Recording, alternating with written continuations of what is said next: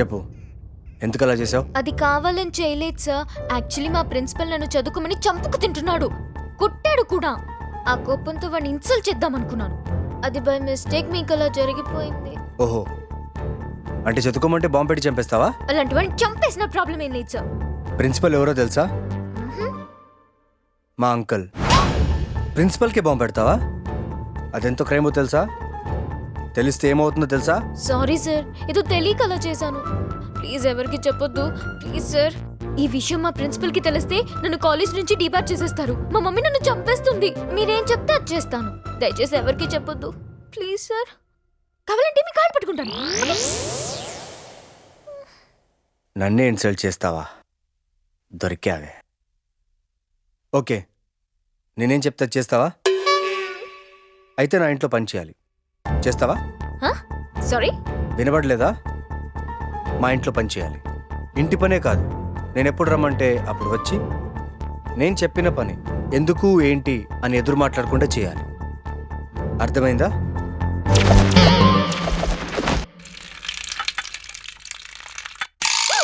ఏయ్, ఏం మాట్లాడుతున్నావు? నేనేమన్నా పని మనిషిలా కనపడుతున్నానా? ఎస్, నువ్వు నాకు అలా కనపడుతున్నావు. చేవా? నేవా. నేను చేయను కాక చేయను. ఏం చేసుకుంటావు చేసుకో. Okay, you can go. నువ్వు చెప్పిందంతా ఈ ఫోన్లో వీడియో రికార్డ్ చేశాను. ఇది ప్రిన్సిపాల్కి చూపిస్తే ఏం జరుగుతుందో తెలుసు కదా? ప్రిన్సిపాల్ నిన్ను డిబార్ చేస్తారు. మీ పేరెంట్స్ నిన్ను ఇంట్లో నుంచి గెంటేస్తారు. పోలీసులు నిన్ను టెర్రరిస్ట్ యాక్ట్ కింద అరెస్ట్ చేసి కొల్లబొడిచి లైఫ్ లాంగ్ నేను జైల్లో పడేస్తారు.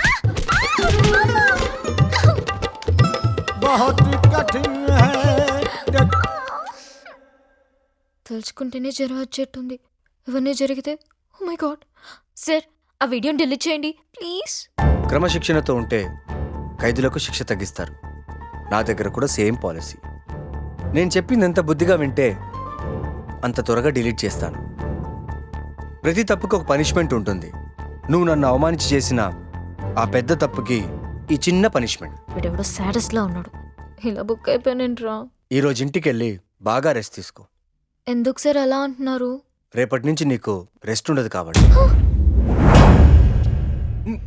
2 months ఓకే అమ్మాయినా, టూ మచ్ మామా, అన్యాయం. ఓ మై గాడ్, మరెలానే? వాడు చెప్పినట్టు చేస్తావా? తప్పదు. జస్ట్ ఫర్ థ్రిల్ యార్. నేను చెప్తే వినలేదు. థ్రిల్ థ్రిల్ అన్నావు. ఇప్పుడు చూడు, నీ లైఫే థ్రిల్ అయిపోయింది. పిచ్చి మొహం. తిట్టకే. ఇప్పుడు ఏం చేయాలో చెప్పు. అనుభవించు. నిన్ను చంపేస్తా.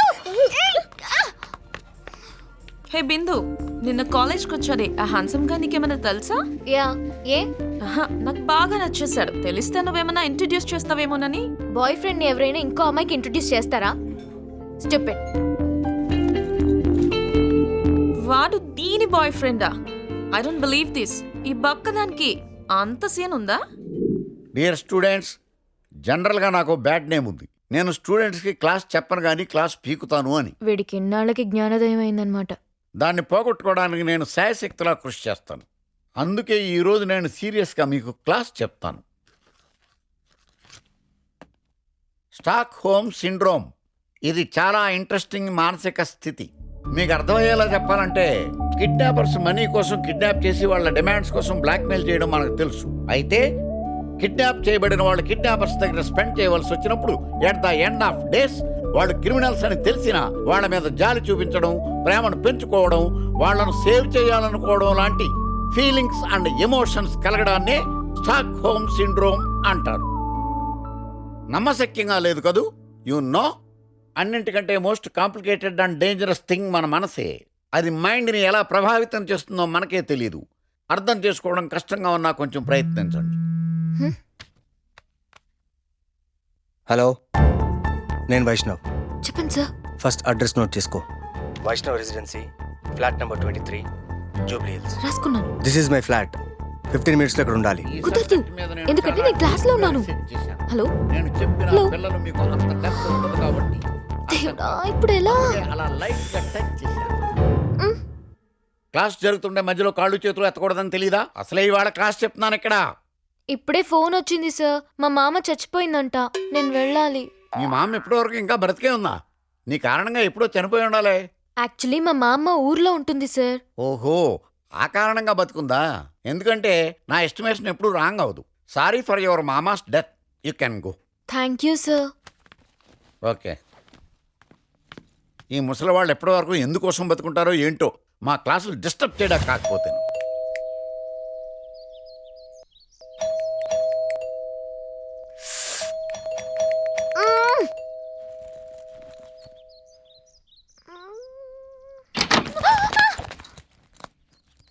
ఏం చూస్తున్నావు? త్వరగా డోర్ తీయకపోయేసరికి మీరు ఉన్నారో లేదో అని చూస్తున్నా. కనపడదు. తెలుసు, మీ డోర్ ఏమైనా స్పెషల్ ఏమో అని చూసా. సరే, ఎందుకు అర్జున్గా రమ్మన్నారు? కమిన్.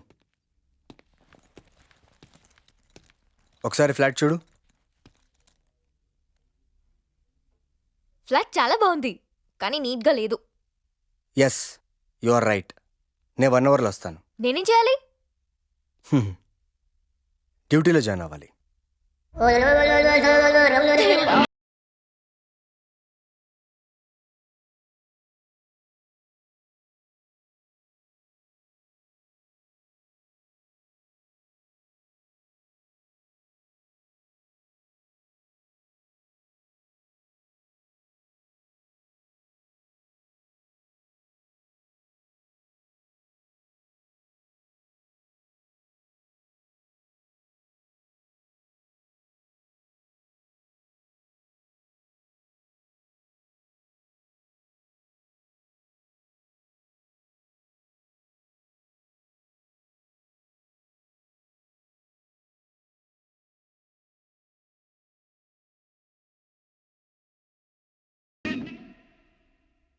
చాలా ఆకలిగా ఉంది, అర్జెంట్గా అన్నం పెట్టమ్మా. ఏంటి అంత ఆకలి? బాగా కష్టపడ్డానమ్మా. అంతలా చదివావా? హ? హ? నువ్విలా మారి చక్కగా చదువుతుంటే నాకు చాలా సంతోషంగా ఉంది బిందు. ఇవన్నీ తినేసి ఓ గంట సేపు చదువుకుని పడుకోమ్మా. అలాగే అమ్మా. గుడ్. కాలేజ్కి వెళ్తే లెక్చరర్స్, ఇంటికొస్తే అమ్మ అనుకునేదాన్ని. కొత్తగా వీడొకడు నా జీవితానికి. ఏంటి ఆ జెన్నిఫర్కి వాడిని బాయ్ ఫ్రెండ్ అని చెప్పావా? అవును, ఏ? అది కాలేజ్ అంతా గోల గోల చేస్తుంది, ఎవ్వరూ నమ్మట్లేదు. చేసేది పని మంచి పోస్ట్, అంత బిల్డప్ అవసరమా నీకు? అది కాదే, అది నా దగ్గరకు వచ్చి చాలా ఓవర్ యాక్టింగ్ చేసింది. దానికి వాడిని నేను ఇంట్రడ్యూస్ చేయాలంట. ఏంటి ఆ హ్యాండ్సమ్ నీ బాయ్ ఫ్రెండ్ అని మా జెన్నీతో చెప్పావంట? మేం నమ్మం. నమ్మకపోతే దొబ్బే. మిమ్మల్ని నమ్మించాల్సిన అవసరం దానికి లేదు.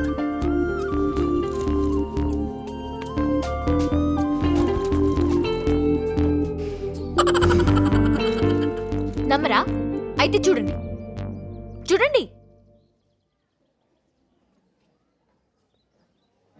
ఇంకెందుకు late? Go go and enjoy. Go. నేను నీకు తెలుసా? తెలియదు. తెలియపోతే కొట్టకూడదా? ఈగోనా? ఆ చూపేంట్రా?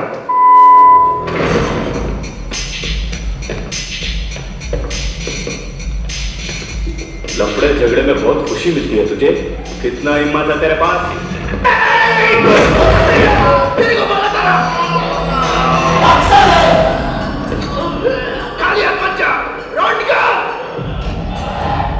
నేను కొడితే అదోలా ఉంటుందని వాళ్ళు వీళ్ళు చెప్పటమే కానీ నాకు కూడా తెలియదు. ఇప్పుడు నీకు తెలుస్తుంది.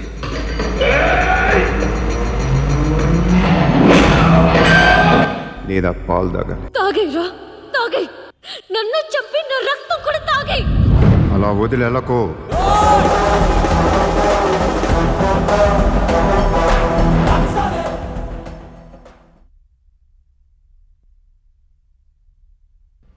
కొడితే దిమ్మ తిరిగిపోవాలి.